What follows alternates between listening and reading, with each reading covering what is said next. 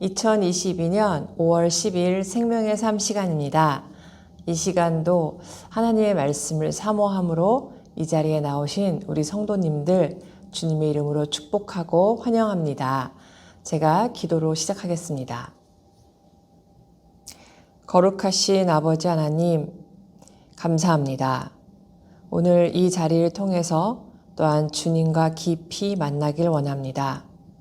주님, 참으로 어리석은 저희들의 연약한 모습들 주여 불쌍히 여겨주시고 저희들 자신의 모습을 다시 한번 주님의 말씀에 비추어 돌아보길 원하오니 주여 말씀하여 주시옵소서. 오직 예수 그리스도의 그 십자가의 공로에 힘입어 저희들 주님 앞에 이렇게 나왔으니 주님 친히 가르쳐 주시고 주님 저희들을 붙들어 주시옵소서. 이 모든 말씀 우리 주 예수 그리스도 이름으로 기도드렸습니다. 아멘. 네, 오늘 살펴볼 말씀은 고린도전서 4장 9절에서 21절 말씀입니다. 먼저 제가 말씀을 요약해 드리겠습니다. 바울은 그리스도 때문에 온갖 고난을 겪고 만물의 찌꺼기같이 되었다고 고백합니다.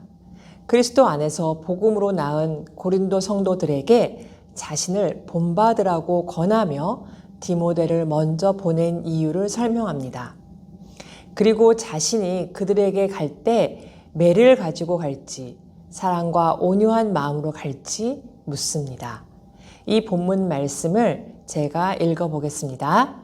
고린도전서 4장 9절에서 21절 말씀입니다. 내가 생각하건대 하나님이 사도인 우리를 죽이기로 작정된 자같이 끄트머리에 두셨음에 우리는 세계 곧 천사와 사람에게 구경거리가 되었노라. 우리는 그리스도 때문에 어리석으나 너희는 그리스도 안에서 지혜롭고 우리는 약하나 너희는 강하고 너희는 존귀하나 우리는 비천하여 바로 이 시각까지 우리가 줄이고 목마르며 헐벗고 매맞으며 정처가 없고 또 수고하여 친히 손으로 일을 하며 모욕을 당한즉 축복하고 박해를 받은즉 참고 비방을 받은즉 권면하니 우리가 지금까지 세상의 더러운 것과 만물의 찌꺼기같이 되었도다.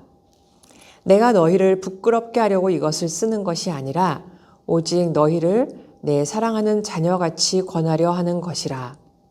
그리스도 안에서 1만 스승이 있으되 아버지는 많지 아니하니 그리스도 예수 안에서 내가 복음으로써 너희를 낳았음이라. 그러므로 내가 너희에게 권하노니 너희는 나를 본받는 자 되라. 이로 말미암아 내가 주 안에서 내 사랑하고 신실한 아들 디모데를 너희에게 보내었으니 그가 너희로 하여금 그리스도 예수 안에서 나의 행사 곧 내가 각처 각 교회에서 가르치는 것을 생각나게 하리라. 어떤 이들은 내가 너희에게 나아가지 아니할 것 같이 스스로 교만하여졌으나 주께서 허락하시면 내가 너희에게 속히 나아가서 교만한 자들의 말이 아니라 오직 그 능력을 알아보겠으니 하나님의 나라는 말에 있지 아니하고 오직 능력에 있음이라. 너희가 무엇을 원하느냐? 내가 매를 가지고 너희에게 나아가랴. 사랑과 온유한 마음으로 나아가랴. 아멘. 고린도전서 1장 10절에서 시작한 고린도 교회의 분쟁에 관한 문제들에 대해서 바울은 본문 4장에서 결론을 맺고 있습니다. 그러면서 바울이 그 분쟁에 대해 마지막으로 쓰고 있는 것은 사도권에 대한 것입니다. 이것으로 볼 때 사도 바울은 결국 고린도 교회 분쟁의 근본 원인은 바로 사도 바울 자신을 인정하지 못한 것에 있다고 보았던 것 같습니다. 그러면서 사도인 자신들을 하나님께서 죽이기로 작정된 자처럼 끝에 두셔서 세상, 천사, 사람들에게 구경거리가 되었다고 말합니다. 그렇게 사도인 바울은 그리스도로 인해 어리석고 약하고 비천한데 고린도 교인들은 그리스도 안에서 지혜롭고 강하고 존귀하다고 대비시키고 있는 것입니다. 이렇게 바울은 줄이며 목마르며 헐벗고 메맞고 갈 곳이 없고 수고해서 일하며 모욕을 당하고 박해받고 비방받았지만 축복하고 참고 권면하였습니다. 이렇게 사도직의 특징을 낮아짐이란 것으로 바울은 표현하고 있습니다. 그런데 우리는 어떻습니까? 우리의 모습은 어느 쪽에 더 가까운가요?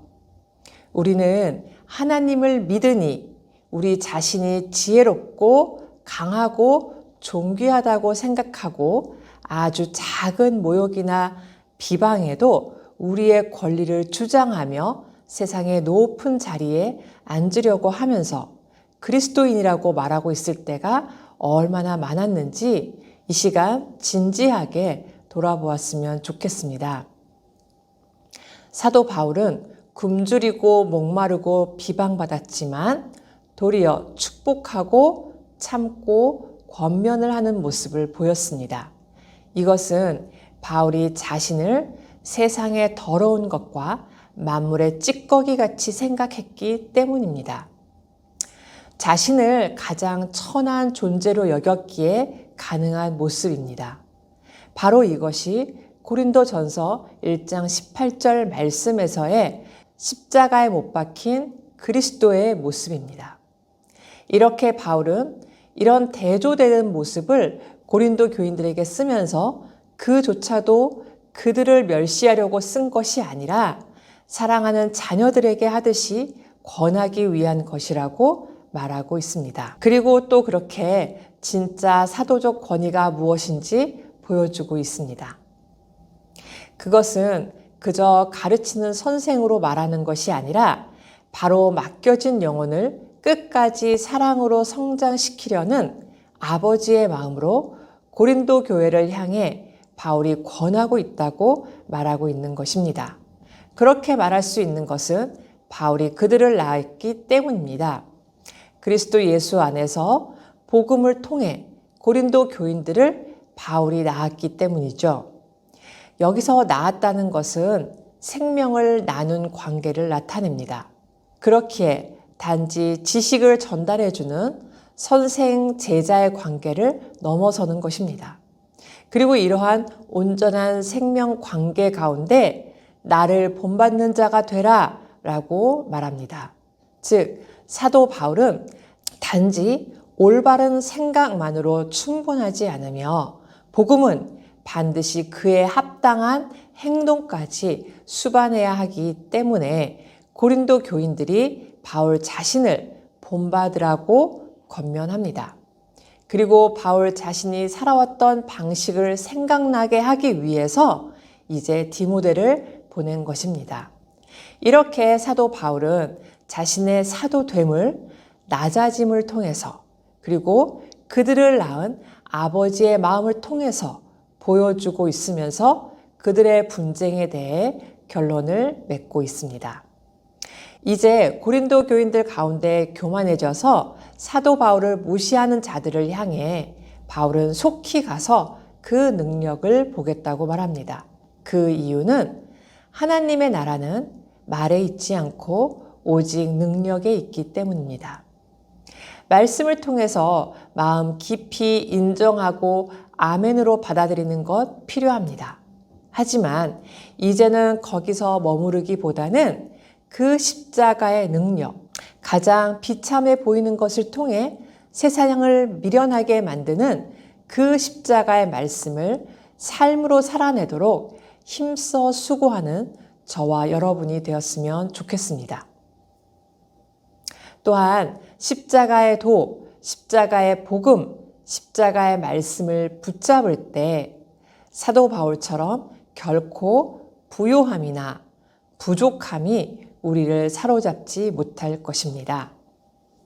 오늘 적용 질문 중에 내가 주님을 위해 복음 전파를 위해 기꺼이 감내할 고난은 무엇인가요? 라는 질문을 가지고 주님 앞에 나아가는 시간을 가지셨으면 좋겠습니다.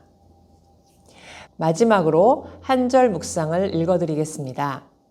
바울은 사람들로부터 스승이라 불리며 대가를 받고 복음을 파는 거짓 선생들을 경계합니다. 사람들을 현혹해 이익을 취하던 거짓 선생들에게 분개한 바울은 거저받은 진리의 말씀을 값없이 전했습니다. 자신을 가리켜 복음 진리로 생명을 낳은 아버지라고 말할 수 있었던 이유가 여기에 있습니다.